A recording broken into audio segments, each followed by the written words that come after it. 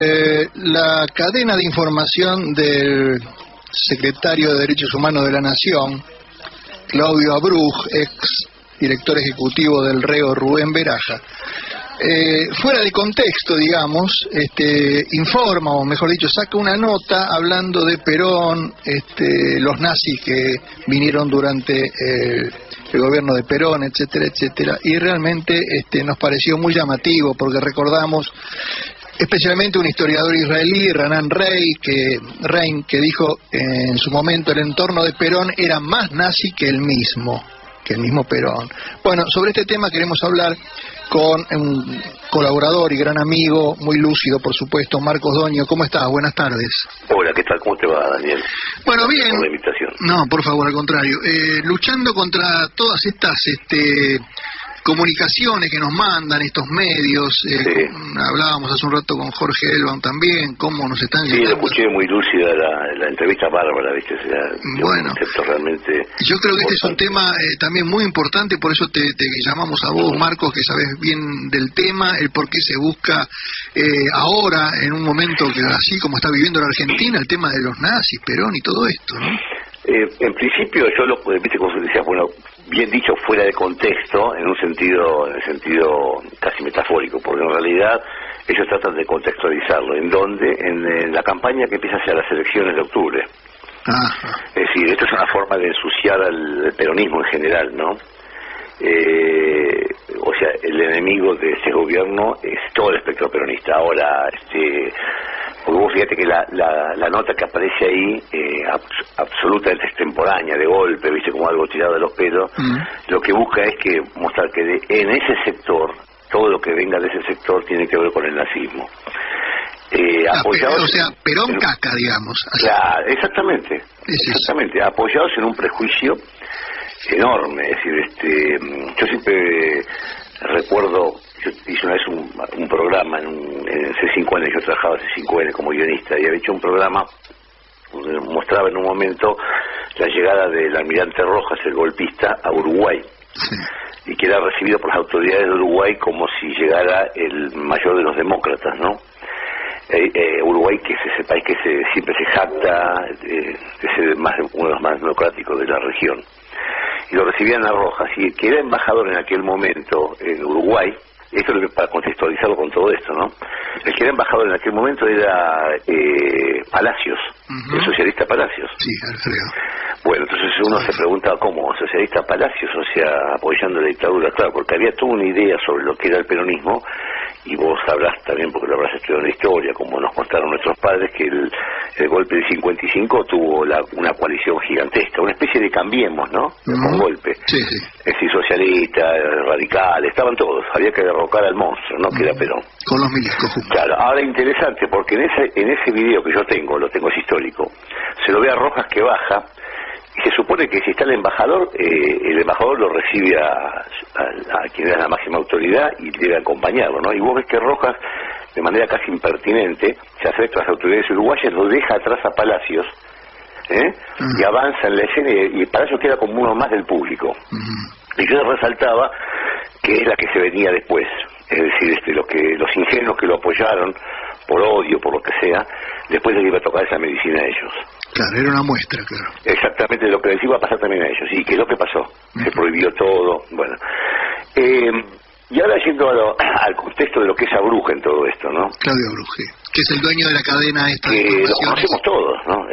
Algo para recordar que bien contó muy bien Jorge Elban, tan brillantemente. Abruj, cuando fue el atentado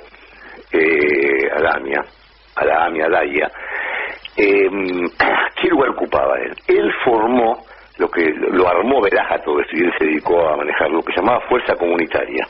Fuerza Comunitaria. O sea, la gente se habrá olvidado de eso. Sí, ahora me hiciste recordar, sí. La Fuerza Comunitaria, ¿qué fue esa Fuerza Comunitaria? Esas eran las cosas que armaba Beraja con todos sus acólitos, de manera inteligente, por supuesto, para mostrar que él estaba detrás de la unión, ¿no es cierto?, del esclarecimiento. Y esa Fuerza Comunitaria se ocupaba de aglutinar a la gente, entre otras cosas, que había quedado víctima del atentado, los familiares y todo.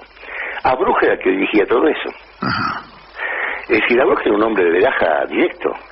Mientras tanto, Berman lo hacía por memoria activa, se infiltraba en memoria activa. Berman utilizaron eso como trampolín. Berman, recordemos también que Berman, ¿cómo se fue Berman de memoria activa? Cuando Berman vio que memoria activa iba en serio la cosa, o sea que y él no quería quedar comprometido con eso, con esta lucha, se inventó una amenaza a la familia de él. ¿Te acordarás que Berman dijo me amenazaron de muerte? Sí. Y aprovechó eso para alejarse, porque como a Bill le daba vergüenza decir que se iba, porque a lo mejor, porque no le convenía políticamente decir que se iba justamente por disidencia, se inventó una amenaza. ¿Qué quiero decir con esto también? O sea, esta gente no tiene escrúpulos. O sea, hace lo que quiere y lo que necesita en el momento que lo necesita para hacer sus negocios. Y los negocios no necesariamente son todos de plata, son de poder, de política, porque después eso le da dinero. Es decir, ellos se ubican en lugares específicos, ¿no es cierto? Sí, mirá Waldo Wolf cobrando comisiones por la compra de armas en Israel. Por el ex arquero de Atlanta. Perdón, arquero suplente, siempre lo digo. Ni siquiera exacto. Ni siquiera arquero titular. Tienes razón. Ahora, a Bruch, yo quiero centrarme un poco en Claudio Bruch, porque de todos estos personajes es uno de los relevantes de todo esto, ¿no? Claro. Y que más mal hace por el lugar que ocupa. Claro. Todo el despropósito de una época, hay épocas en que todos, decía Antonín Artaud, el gran Artaud, decía que hay épocas en que todo lo institucional apesta. Cuando hay épocas que las instituciones apestan. Vos fíjate, a Bruch, toda esta gente, o sea, ocupan lugares que son realmente lo contrario de lo que hacen, o sea, eso es increíble, ¿no es cierto? ¿Cómo llegan, no? Claro, cómo llegan, y además, o sea, el poeta nicaragüense Ernesto Cardenal decía, nos roban hasta las palabras. Y sí, no hay palabras, más que inescrupulosos humanos. Claro. O sea, es increíble, un hombre que cuestiona la cantidad de muertos y desaparecidos en Argentina, o sea, un hombre que todas sus actitudes van hacia tratar de mellar, de abrir esa famosa grieta, pero en serio, entre la verdad y la mentira. El tipo dice, relativizan todo, ¿no es cierto? Y una de las cosas que relativizó fue el tema del holocausto, claro. el número del holocausto. De cual él es ahora el presidente honorario. Claro, es increíble, honorario. Por eso te digo yo, o sea, hacen todo lo contrario de lo que dicen que están haciendo, o de lo que enuncia el lugar que ocupan institucional. Pero gran culpa tenemos todos los demás que lo dejamos hacer. Sí, que hay un vacío enorme, hay un vacío enorme. El movimiento ahora de los judíos argentinos que en este momento preside Jorge Elban, que me parece que es importantísimo, es fundamental que aparezca algo así de contraparte, todavía no alcanza la fuerza porque se mueve con un solo sector, como dijo él muy bien, tiene una sola lista. Claro. Y esa lista, con una sola lista no se puede hacer algo totalmente democrático. Vos tenés que generar un movimiento mucho más plural, más abierto. Eso no quita que lo que están haciendo sea importante. Quizá luego empiecen a ampliarse un poquito más, ¿no? Yo espero, pero ¿sabes cuál es el tema? A mí me parece que hay una desmovilización gigantesca que empezó hace bastante tiempo en muchos aspectos. Yo no quiero ser ni lista ni decir no se puede hacer nada, justamente al contrario, yo quiero que uno tome conciencia y que no se encierre en el microclima, pensar que si vos tenés una institución nueva que ahora se enfrenta a la DAIA, ya esa institución va a llevar adelante. Yo lo que veo que nadie, ni la nueva institución, ni la DAIA, ni nada, representan a la mayor cantidad de judíos en ese momento. Ahora ellos, mientras tanto, nosotros hablamos, ellos avanzan. O sea, ahora hasta el gobierno nacional... Porque tiene el poder económico, el poder político en este momento. Y de comunicación. Pero por supuesto, de comunicación es una banda, pero no solamente pasa acá.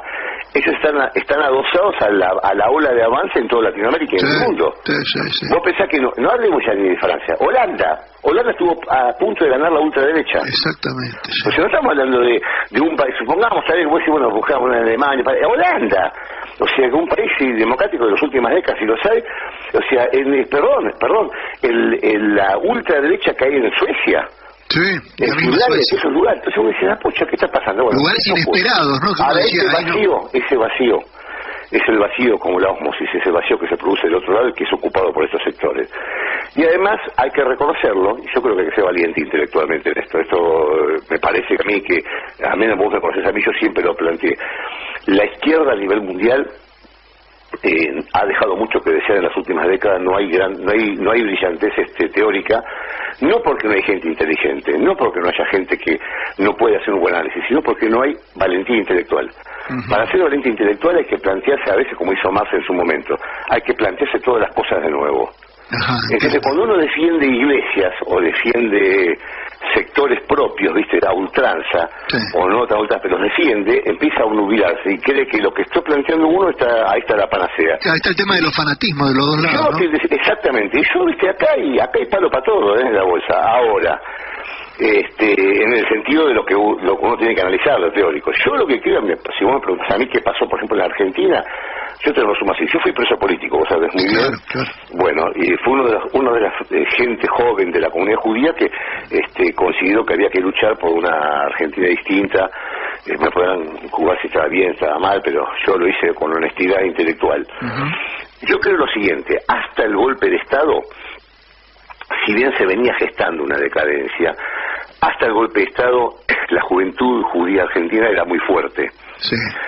Los sectores sionistas de izquierda eran muy fuertes. Sí, los de hecho, movimientos los sectores sionistas de la juventud criticaban al establishment, a mucha gente del establishment los acusaban de todo. Eran sionistas socialistas, esto Eran sionistas socialistas, pero además eran fuertes y la mayoría, era una gran mayoría. Es más, hasta los sectores más de derecha juveniles eran más de izquierda que ahora. Eran progresistas, claro. Exactamente. Cuando vino la dictadura, y un sector enorme de la comunidad judía joven se fue a luchar a las filas ya sea de Montonero, de lo que vos busques, del Partido Comunista, lo que vos se te ocurra buscar.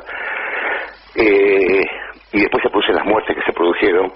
Vos sabés que entre los judíos hubo 2.000 judíos desaparecidos. Sí, claro. En relación al porcentaje de la comunidad judía que hay acá, es el mayor de la comunidad que más desaparecidos tuvo.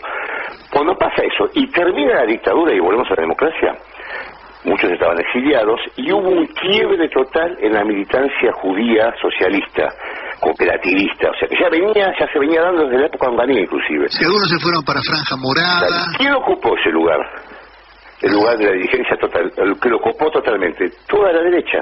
Claro. Y el establishment, o sea, ahí tuvieron campo orégano los que serían después los de Daja, los sectores más reaccionarios. Ahí fue cuando los clubes empezaban a convertirse en country. Tal cual. Cuando vino el menemismo, se asestó el golpe fuerte ahí. Claro. ¿Por qué? Porque cuando vino el menemismo, veníamos de un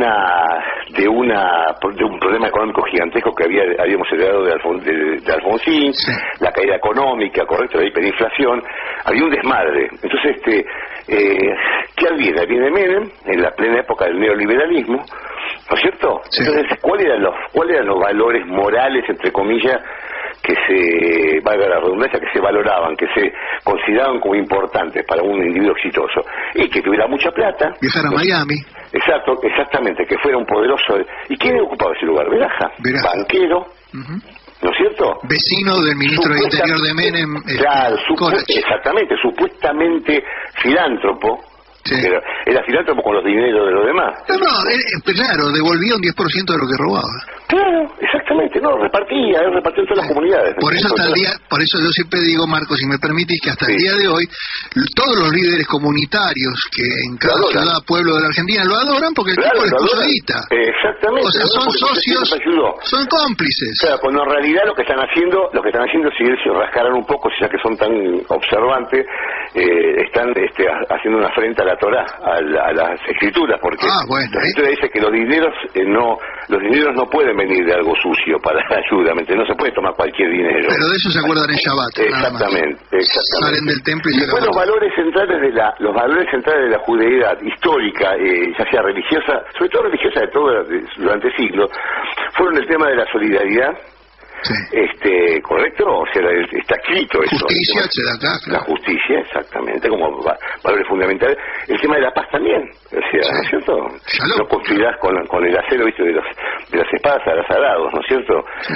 Entonces yo creo que esta gente trastocó absolutamente todo, pero lo trastocó porque forman parte de una clase social, ¿no? Correcto, que se aglutinaron en countries, en esos lugares donde se codeaban con el poder nacional, se consustanciaron entre sí, se hicieron amigos, ¿viste? Cuando uno Cuando vos vas, el que va a Punta del Este, yo no fui, pero el que va a Punta del Este y va a la playa, charla con el que está al lado, y el que está al lado es un multimillonario igual que él. Punta del Este es la ciudad mafiosa por excelencia, claro, de toda Latinoamérica. Exactamente, ahí se hacen los negocios, ahí se planifica todo, de manera informal. Desde hace muchísimos años, este es un tema que un día lo vamos a tratar en este programa, pero todo entero, el tema judíos uruguayos y Punta del Este, porque ahí es donde se hacen en la Gorlero, en las residencias de, por ejemplo, del gran exportador de amapola Samuel Lieberman, me acuerdo, de los Huerten, de los... Ahora, lo que estamos haciendo nosotros, lo que haces vos con tu programa esencialmente, es en definitiva el verdadero judaísmo. ¿Por qué quiero decir con esto? Porque la religión judía, o sea, la historia de la religión judía, o sea que el judaísmo no es religión, solamente es un pueblo, ¿no es cierto? Tradición. El judaísmo fue una cosa excepcional. ¿En qué sentido? O sea, si vos lees la Torah, lees la Biblia, ahí está todo. O sea, no fuimos un pueblo que formamos un canon y que en el canon dijimos, no, esto no lo pongamos porque queda feo. Pusimos todo, pusimos a los grandes, pusimos a los traidores, ¿me entendés? Como parte del pueblo. Contamos, es un libro donde se cuenta una historia de todo el mundo. Pusimos las contradicciones del rey David, ¿correcto? Que mandó a matar a Absalón para quedarse con la mina. O sea, fuimos un pueblo valiente en ese sentido. Esa es la esencia. Estos tipos hicieron todo lo contrario. Ocultan todo, tapan, ¿correcto? Hacen sus negocios privados. Yo me quiero detener ahora, ya que hicimos esta reseña un poco, la compartimos. Quiero detener un poco en el específico de Abruj. Como fíjate una cosa, Abruj es un tipo que no tiene, límite para las cosas. Cuando Mauricio Macri le habían hecho un reportaje y le preguntaron por los 30.000 desaparecidos, que él dijo, bueno, qué sé yo cuántos fueron, no creo que hayan sido, con esa forma de esparpajo que tiene, no solo salido de su ideología, sino más de su ignorancia y su falta de perspicacia. Marcos, perdóname un segundito, tengo que ir a un corte, por favor, espérame 2 minutos y seguimos con ese tema, y también quiero que me hables, por favor. Quiero tocar ese tema específico de Abruj. Un segundo, ya volvemos, ya estamos, 45247816, ya estamos. Tenemos el lujo de hablar con Marcos Doño con ñ, si ustedes quieren comunicarse por Facebook o por mail, creo que es marcosdoño@gmail.com, ¿no, Marcos? Sí. Bueno. Sí, en el caso del mail es con NI, ¿no? Porque claro, lógico. Bueno, seguimos con el tema Abruj tan interesante. Me quería centrar ahora en el tema de Abruj específico de lo que tiene que ver con el tema del Holocausto y sus declaraciones. Vos sabés que hace unos meses, no hace mucho, Claudio Abruj llegó a decir en una radio, creo que fue Radio Delta, puso en duda hasta el número de las víctimas del Holocausto, de la Shoah. Dijo, no se sabe si fueron 6 millones, 5. Yo hablé con académicos, dice, que no tienen seguridad. Esto está contextualizado en una cosa central. Tuvo que ver con las declaraciones de Mauricio Macri, cuando le preguntaron por los 30.000 desaparecidos, que puso en duda. Pero además lo puso en duda como si realmente, como lo que dijo Abruj, yo hablé con académicos, hablé con gente, no hablé con nadie. O sea, los 30.000 desaparecidos están demostrados no por el partido trotskista, sino por el Departamento de Estado de los Estados Unidos. Entonces, ahí es donde está escrito, ahí saben, tienen todos los números reales. Más allá de que no haría falta eso, pero están esos números. No, porque, perdóname que te apoye en esto. No solamente estamos hablando de gente que fue asesinada, porque en el tema de desaparición estamos hablando de familias enteras que hasta el día de hoy sus hijos, sus nietos están padeciendo de lo que pasó. Por supuesto, de robo de bebés, de robo de propiedades, o sea, el caso de Tarnopolsky, los robaban todos. Es un número que no se puede calcular. Pero, por supuesto, pero justamente acá es donde yo quiero ir. Entonces, él que hace, a Abruj le preguntan sobre el tema ese, los desaparecidos, y bueno, en consonancia con el gobierno, con el gobierno al que él pertenece, también pone todo en duda. Y después, para asentar su teoría, entre comillas, se larga con el tema de la Shoah, del Holocausto, sin pudor, son impúdicos, y se manda a la teoría y dice, no, pero no se sabe si fueron 6 millones, yo hablé con académicos. Bueno, yo te voy a explicar, mira, yo te voy a decir cuáles son los académicos. Hay una teoría que se llama negacionista del Holocausto.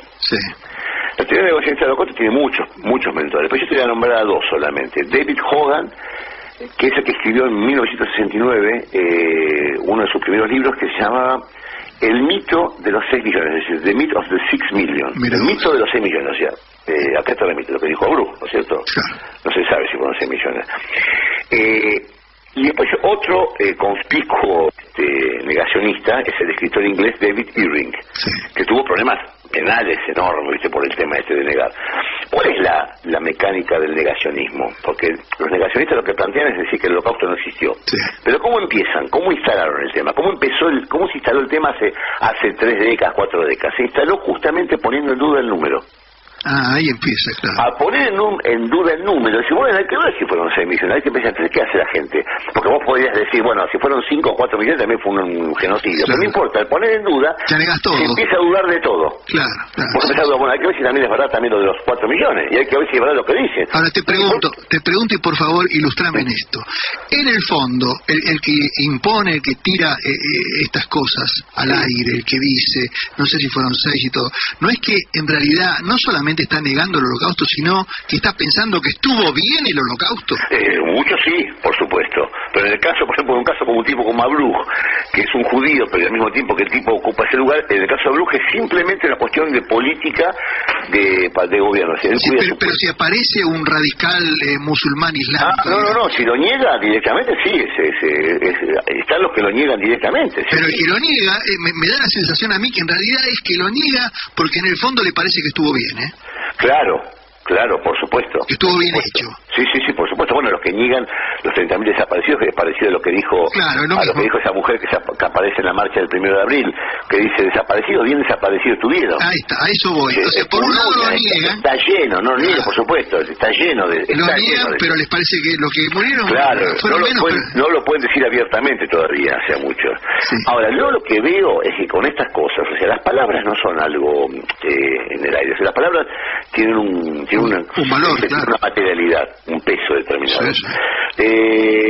Instalar estas cosas, o sea, este tipo de dudas, les sirve políticamente a ellos, lo usan, él lo usó políticamente para mostrarle a su papá político, que es Mauricio Macri, dice, ves como yo cumplo, yo te defiendo de este lado.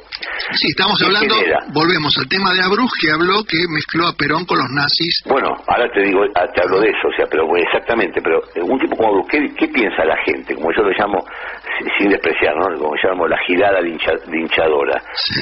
Que a la que se la lleva a pensar así, ¿qué piensa la gente? Pero escúchame, si el ministro de Derechos Humanos, el secretario de Derechos Humanos, no es cualquier cosa, sí. Y además es como presidente honorario del Museo del Holocausto, ¿cómo el judío, cómo el tipo va a mentir sobre eso? Claro. Es lo mismo que pasó con el ocultamiento de las pruebas y del desvío de investigación, es el tema de la causamia. Los familiares que durante años apoyaron al establishment, sí. ¿Qué decían los medios de comunicación? Mucha gente decía, pero escúchame, si los propios familiares están apoyándolo, ¿cómo vamos a pensar que van a justamente... Que la dirigencia fue cómplice. Justamente, en eso se apoyaron. Claro. Exactamente, se apoyan en la ingenuidad, en la ignorancia de la gente, en la buena fe. De eso se trata. A ver, ¿cómo funciona un estafador? Utiliza la buena fe. Sí, pero no solamente agarra a la gente más desprevenida, sino que agarra gente ilustrada. Y yo voy a dar nombres y apellidos. Esto corre por mi cuenta. Esto corre por mi cuenta. Sí, por ejemplo, la periodista argentina que vive en Israel, Roxana Levinson. Sí. O Marcelo Kisilevsky y otras personas que viven ahí, que son gente inteligente. ¿Cómo pueden ser que estén homenajeando a Alberto Nisman? Y se compraron el discurso. Compran el discurso. Y gente, ¿sabes qué es también, Daniel? Y gente de primera, ¿eh? ¿Sabes qué es también, Daniel? Me parece a mí, yo creo, cuando se produce un odio tan grande contra otro sector político, te obnubilás y ya ves cualquier cosa. Te fanatizás, no igual. Te fanatizás. Yo creo que pasa por ahí. Porque yo, a los dos que vos nombraste, los conozco yo también. Por eso lo dije. Considero gente inteligente, claro. Conozco su trayectoria y no puedo, o sea, me duele terriblemente que se hayan comido ese verso. De Kicilevsky, digamos que todavía uno lo podía esperar porque escribió para Clarín de vez en cuando, digamos, claro, que tiene un nexo comercial. Lo de Roxana Levinson no lo es doloroso, ¿viste? Pero bueno, escúchame, se hizo un monumento a Nisman en Aria. Y Roxana Levinson fue también una de las oradoras en uno de los homenajes que se hizo en Israel. Y no sé no quiero ni pensar qué dijo, ¿viste? Pero yo la sigo. ¿Te imaginas si fue la oradora? Lo que dijo, pero ¿qué ha dicho? Si fue la conductora del homenaje, ¿te imaginas lo que habrá dicho? Pero, por Dios, o sea, claro. Entonces, ¿de qué se trata? ¿De denostar al gobierno anterior? Y estamos hablando de gente súper capacitada, no es gente de derecha loca, reaccionaria. Yo creo lo siguiente, mira, cuando vos armás un complot o armás o necesitas, ahora vienen las elecciones de octubre, ¿no? Yo creo, personalmente, este gobierno se juega mucho, no solamente el gobierno, los sectores que están con el gobierno, Clarín, entonces se juegan muchísimo en octubre. Sí, claro. No se juegan poco, muchísimo. Sí, se nota. Más unas elecciones presidenciales. Sí, ya están tirando bombas terribles. Exactamente, yo creo que vamos a ver de todo hasta octubre, pero mucho peor de lo que vemos. Sí, empezaron en Santa Cruz y bueno, vamos a... Lo de Santa Cruz lo acaba de denunciar la expresidenta, dijo fue una cosa organizada y estoy totalmente de acuerdo que fue organizado eso. Sí, bueno, pero sí, eso... Aparte, mira, La Nación pone hoy en la columna de la gente de inteligencia Morales Solá, pone que... Joaquín Morales. Sí, Joaquín Morales Solá, pone, viste, que haciendo alusión a lo que se viene de la ley, la nueva ley penal, él dice, titula en su columna, acá lo tengo, creo que lo tengo, lo estoy buscando ahora, dice, penas de cárcel para piqueteros violentos, ¿no? Y a la izquierda, que está el titular principal, La Nación titula, que esta es la parte editorial, ¿no? Porque se agrava la crisis en Santa Cruz con marchas y reclamos. Ahora, mirá vos, entraron a la casa del gobierno, quemaron todo, rompieron todo, eso son marchas y reclamos. ¿Y en Venezuela qué es? No, pero esto no son, supongamos que vos adherís a la teoría de los piqueteros violentos. Eso no son piqueteros violentos lo que entra. Si se trata de quemar a casa un kirchnerista, no es un acto de defensa. Es lo de siempre. López era malo caca. Exactamente. Porque era peronista, caca, malo, robó. Claro. Panamá, la offshore en Panamá, buenos, blancos, rubios, de ojos celestes. Exacto. Yo lo que creo, me parece, cuando se produce una... O sea, no es que se juntan 4 señores, a veces lo hacen, ¿no? Pero cuando señores en una pileta de natación, viste, en un country con 4 toscanos y se miran y te dicen, bueno, ¿qué hacemos esta semana? Pero sí, o sea, ocurre algo parecido en ese sentido. Cuando vos ves los titulares de La Nación y también que coinciden, sí.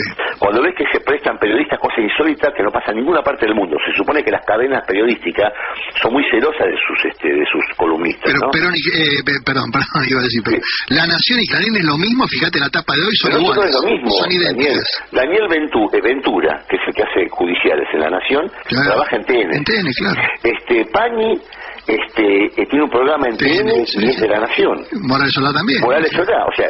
Daniel Santoro está en el kiosco de Intratables. Estamos hablando de que esto lo que indica es que hay un interés común de clase social, un interés empresarial que tiene que ver con el futuro de ellos, que los obliga y los lleva a dejar de lado algunas cuestiones que de celosía y decir, no, juntémonos en esto y hasta pergeñemos titulares parecidos, ¿viste?, en los diarios. Entonces se juntan y lo pergeñan. Ahora, el tema de la que se viene de las elecciones me parece que define mucho ese tipo de cosas. Vos vas a ver cómo cada vez más vamos a ir viviendo ese tipo de cosas. Sí. Y la gente de la comunidad, tipos como Abruj, como Waldo Wolf hablando, es gracioso, vos lees a Waldo Wolf en el Twitter, entonces haciendo alusión de Espinosa, de Baruch Espinosa, del Espinoso. Pero si no saben ni qué, creo que si le pregunto 2 veces no saben ni dónde vivió. Como el ministro Bullrich cuando estuvo en Holanda, sí, que se notaba que ni siquiera había leído una página del diario de Ana Frank. No sabía de qué se trataba. No sabía ni de qué se trata. O los aforismos de Sergio Berman, ¿no? Pero solo le hubiese bastado con comprar el libro ahí en Holanda y leerlo un poco en un bar rápido para dar una mejor imagen. No les interesa nada. Los tipos tienen una impunidad verbal gigantesca. ¿Me dejas achicar esa aldea global que también nos está describiendo, sí, a la pequeña aldea judía? Sí. ¿Sabés que hay elecciones ahora? Le digo a la audiencia, el 30 de abril hay elecciones en AMIA, sí, que no es lo mismo que la DAIA, que se juntan 10 tipos y eligen al más gánster de todo para que sea el presidente, como es Ariel Cohen Sabán en este momento. Sí, bueno, otro, ¿qué personaje? Sí, bueno, es un personajito que apareció, porque es un muy buen recaudador de dinero. Pero viene de antes ya está haciendo esto. Sí, pero si se fijan en la página de DAIA, van a encontrar inclusive publicidad de provincias kirchneristas, cosa que él por supuesto odia, pero la publicidad y la plata la tienen, hasta eso consiguen. Yo voy a otra cosa, ahora hay elecciones. Sí. En este momento, y hace ya 2 o 3 cadencias, no me acuerdo, está conduciendo la AMIA, la ortodoxia, sí, los rolos religiosos judíos, sí, que llegaron al poder gracias a los votos que también le dio Sergio Berman, que viene a ser el pai evangelista, una cosa así dentro de los judíos, para que la gente tal cual, sí, que no es de la Corea no se entienda. En este momento, No entra a las elecciones Bergman, no quiere porque no sé qué, o sea que sale de ser aliado de los que están gobernando, claro. Se pone en contra pero no va a elecciones. Pero claro. ¿Quiénes se juntan? Se junta Abodá, que vendría a ser el Partido Socialista de Izquierda de los Trabajadores en Israel, con su filial aquí, con el Likud, que es Netanyahu. Está en la misma lista. Es de locos esto. Este es el poder por el poder mismo. Y sí. Y yo creo que con un error se equivoca, porque yo pienso y dice, bueno, por lo menos que el laicismo tome el poder en vez de la ortodoxia, ¿no? Y yo, vos sabés cuál es mi posición. Yo, el laicismo no es ninguna garantía de nada tampoco. De hecho, tomemos para hacer la historia grande, los dos genocidios más grandes de la historia de la humanidad del siglo XX, en el siglo XX fueron hechos por dos sistemas laicos. Sí. El estalinismo y el nazismo. Que yo sepa, religiosos no eran eso. O sea, que tampoco es una garantía, viste, que digo, los ortodoxos no los ortodoxos. Yo lo que digo me parece a mí, o sea, me parece que el tema esencial de lo que estamos hablando, de lo que habló Jorge Elman y todo, finalmente, si uno lo quiere remitir al tema más filosófico, el tema central de todo es el poder. A eso iba, el poder por el poder. El tema del poder, la búsqueda del poder. Hay que llegar como sea. Se deriva de todo el poder. Ahora, uno habla puntualmente de los que ejercen el poder. Vos pensás una cosa, mira, hablábamos de Abruj recién, ¿no? Dice cómo los tipos hablan de la democracia, hablan de los derechos humanos y hacen todo lo contrario, ¿no? Eso es una cosa antigua. Vos mira, los dos momentos de la historia, dos de los momentos de la historia más terribles donde hubo persecución fueron uno en el siglo XV y XVI, que fueron durante la época de la Inquisición, en la Iglesia Católica y en España sobre todo, y después hablamos del siglo XX, el nazismo y el estalinismo, ¿no es cierto? Sí. Entonces fíjate, ¿cuáles fueron los factores que los unían a todos ellos en un sentido? La propaganda. Claro. La propaganda lo inventó la Iglesia en la época de la Inquisición, se llamaba propaganda fide, propagar la fe. La fe, claro. De ahí viene la palabra propaganda, propagar la fe, que es la fe, la idea de lo que uno tiene de lo que es el mundo correcto. Sí, ahí aparecieron los judeocristianos. Los que estaban fuera de esa fe eran herejes. Bien. Había que convertirse. Después viene la propaganda nazi, Goebbels, o sea, toma la propaganda como algo muy serio, por eso el ministerio por eso Goebbels, o de Strummer, el diario de Strummer, que era el diario más nazi que había, no fue cualquier cosa para Hitler, fue una cosa esencial. Le llenaron el bocho a la gente. A mí cuando me vienen a contar, me dicen, no, pero Clarín no puede cambiar ¿Cómo que no le puede cambiar la cabeza a la gente? ¿Cómo que no? Así funcionan los diarios esto. Bueno, es el 90% de lo que recibimos, ¿no es Clarín? Y el estalinismo lo usaba, ¿sabes? Sobre todo cómo lo hacía, sobre todo cuando hacían esos juicios, cuando inventaban que a los traidores de la revolución hacían juicios populares que se transmitían, se pasaban por los altoparlantes. Esa era la propaganda que utilizaba. Pensa esto, Goebbels, que era un genio maligno, por decirlo de una manera, él acuñó esta frase. No repite la mentira, que esa es la frase menos importante. Lo que él acuñó fue algo fundamental que se utiliza hoy para cualquier sector de poder. A las masas no se las convence con argumentos, se las convence con eslogans. Mira vos. Los eslogans, ¿qué son hoy? Lo que son los zócalos de la televisión, de lo que se ve abajo, los titulares de los diarios. El impacto directo, el impacto FUM. Ese es el eslogan. Claro. Es decir, vos ponés el diario, se encontraron cajas con dinero en la casa de Cristina. Sí. Los italianos no demostraron nada. Yo también puedo tener una caja con dinero en mi casa. O López revoleaba bolsos por el convento y Josefa los arrastraba. Exacto, se encontraron. Entonces vos tenés el eslogan. Después está el epígrafe. Vos vas a ver, cuando lees el epígrafe, ahí dicen un poquitito más de la verdad. Claro. Y cuando lees la nota, capaz que al final de la nota dicen, bueno, habría que ver si hasta ese diario mismo es duda. Y volvemos a lo del principio, Marcos, con Marcos. Pero ¿qué lee la gente? Perdóname, ¿qué lee el 80% de la gente? Eso, el título. El titular lee, no lee el diario. Y en los zócalos pasa, oye, vos estás en un bar, estás sentado en un bar, está la televisión, ves imágenes, pero vos no llegás a escuchar nada. Pero el zócalo... Ya te queda. Es lo que te queda, exactamente. A veces el zócalo es contradictorio con lo que está hablando la persona entrevistada. Totalmente, como es el título de un diario y abajo la nota. Está diciendo, yo no la maté y acá tengo las pruebas. Y abajo dice así, acá está el asesino sentado hablando con la persona. Bueno, una de las notas que, por eso te dábamos al principio, que comentábamos era de Claudio Abruj en su Vis a Vis, esta cadena de información, información dice Perón y los nazis. Exactamente. La gente ve eso. Ese es el eslogan. Bueno, dame... Ahí está el eslogan. O por ejemplo, yo hablé con académicos y no se sabe si fueron 5. Claro, ya está. No se sabe si fueron 30.000 desaparecidos. Ahora, por eso yo te dije en un momento que el historiador israelí Ranan Rein en su momento dijo, el entorno de Perón era más nazi que él mismo. Y yo lo que quiero en este momento... Exactamente. Perdóname, te dijo Jorge Elban que el abuelo de él, que fue tío de él, fue Isaac Goldenberg. Sí, exacto. Yo le hice una nota a Isaac Goldenberg, un tipo brillante. Yo le pregunté a él una vez, ¿Perón qué era? Mire, Perón era peronista. Me dijo, fue genial, le dijo. Yo digo, ¿Perón qué era? ¿Era socialista? Perón era peronista. Entonces, mira, acá hay una fundamental. Pero primero, hablando de eso de Perón y del tema del nazismo, a ver, ¿por qué no se pregunta a la gente lo siguiente? Cuando terminó la Segunda Guerra Mundial, una enorme cantidad de ex agentes de la Gestapo y de las SS, ¿sabes a dónde fueron a parar? A Inglaterra. Los ingleses los reciclaron, les dieron nombre nuevo y los usaron para empezar a atacar a lo que era su enemigo principal en ese momento y que Churchill odiaba, que eran los comunistas. Claro. Como los nazis tenían mucha información de los comunistas porque habían infiltrado su fila, tenían ruso parlante, gente que hablaba ruso, entonces los usaron. Los aprovechó. De eso no se habla. O sea, después, ¿cuántos se fueron a Estados Unidos? O sea, de hecho, Von Braun, que era, se lo pinta como un científico loco bueno. No, si Von Braun era agente de la SS, era un científico que laburaba para la SS, para los nazis. Bueno, lo pusieron como capo de la NASA. Entonces yo me pregunto lo siguiente, ¿de qué están hablando? Por supuesto que acá lo encontraron a Eichmann, como digo yo, acá se lo encontró a Eichmann, pero estaba Eichmann acá, tuvo un medio tipo, pero también estaban nosotros allá. O sea, quiero decir que si uno la historia, cuando uno cuenta la historia, no cuenta toda la historia, no la contextualiza, porque inclusive se termina siendo una mentira. Claro, le quiero decir a la audiencia, estamos hablando con Marcos Doño, con Eñe, por si se quieren comunicar con vos en la semana. El título de esta nota de Claudio Abruje en su vis a vis podía haber sido otro, en lugar de Perón y los nazis podía haber puesto Perón y los judíos. Por supuesto.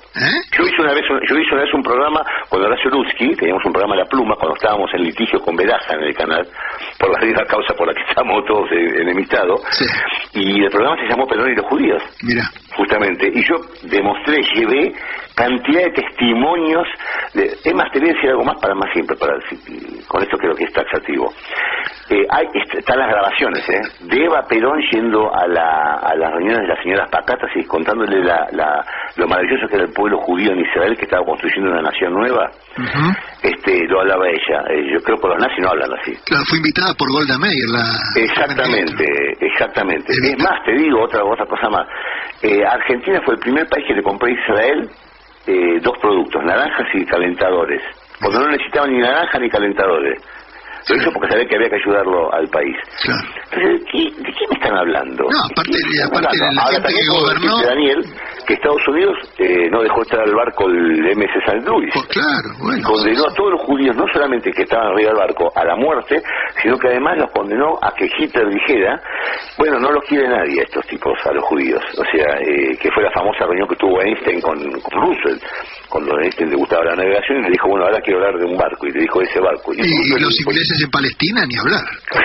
¿Qué estamos diciendo? Entonces me parece entonces que cuando él habla eso de Perón y los judíos, él lo tira ahora, porque se vienen las elecciones. Entonces ellos lo que buscan es generar ese ambiente pre-linchamiento o pre-odio, decir, bueno, aquí tiene el judío, mire quién era Perón. Porque si no, ¿cuál es el sentido de tirarlo ahora? Solo ese. Mostrar que todo lo que venga del peronismo, de lo que es del kirchnerismo, todo es una basofia y que hay que sacarse de la escena, hay que correrlo. Hay que estar preparado y saber quién es ¿cuál es la misión final de todo esto, lo que está pasando inclusive con Cristina? No es ni siquiera meter la presa. Si puede meter la presa, la meterían los tipos. Claro. Es seguir ensuciando el nombre hasta el día de las elecciones para que la tipa no pueda presentarse. Esa es la misión de los tipos. Sí, destruir al enemigo antes de empezar a pelear. Exactamente. O sea, están buscando eso. ¿Sabes por qué están buscando todo eso? Porque están muy preocupados. Claro, si no lo dejarían de lado y se ocuparían de más. Están terriblemente preocupados. Y la comunidad judía, por eso la importancia, volviendo al tema de la aldea pequeña, en la comunidad judía la importancia está en cómo se va a mover este nuevo movimiento que lidera Jorge Elban, que que es un hombre inteligente y lo vas a ver, lo estamos viendo bien. ¿Y qué pasa con el resto de los jurídicos? O sea, el compromiso, ¿cuál es el compromiso por la democracia? Alguna vez deberíamos hacer un cacerolazo frente al edificio del año, ¿no? Alguna vez un cartel, que creo que esta vez lo voy a hacer yo. Mira, me comprometo ante los oyentes. ¿Esto pasó en Hebraica, por ejemplo? Sí. En Hebraica se está haciendo una estafa, Dinich. La gente se fue a manifestar en el frente a Hebraica. Hubo un abrazo solidario a Hebraica. Sí, y le cerraron las persianas. O sea, el Dinich mandó cerrar las persianas, cerró el club para que la gente no pudiera entrar. O sea, esto es una demostración de que si se moviliza la gente, pues no se va a visualizar. Para eso que entiende la gente cuando habla que los piqueteros, la gente sabe los piqueteros. Si no te movilizás y no tomás la calle... Es lo que ellos quieren. Exactamente, no te van a visualizar. Y en la comunidad judía está pasando eso. Hace falta la movilización de la gente. Gracias, Marcos. Estamos en contacto la próxima semana, siempre ilustrándonos. Marcos Doño. Bueno, gracias por todo. A vos, Daniel. Vamos al circo comunitario, nos quedan 5 minutos porque pasan algunas cositas en la comunidad.